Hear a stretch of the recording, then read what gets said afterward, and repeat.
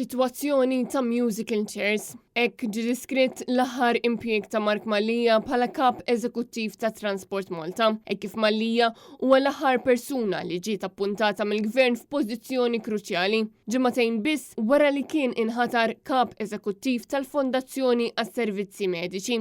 Mhux hekk biss talli Mark Malija se jkun it-tielet kap eżekuttiv ta' Transport Malta f'temp ta' sentejn, dan wara li Transport Malta kien involut f'rekit ta' skandli li jippuntaw lejn il-perjodu meta s-settur kien immexxi mill-Ministru Ian Borch. Lill-Ministru Ian Borch illi jidher b'mod mill-iktar ċar illi kienet jagħmel dax-xogħol li huwa relatat ma' parti intrinsika tal-funzjonijiet tiegħu. Se ngħidlu iqaf għamel dak ix-xogħol. Kien propju fit-2 ta' Jannar meta l-Ministru tas-Saħħa ħabbar li Mark Malija kien ser jieħu post Carmen Ċantar bħala l-kap tal-FMS. U l-ġimgħa wara nofsinhar il-Ministru tat Trasport ħabbar li Malija kien b'mod effettiv ser jieħu l-irwol ta' kap eżekuttiv ta' Transport Malta, impjieg li kien offrut lil bosta persuni oħra, però li ħadd ma ried li jaċċetta.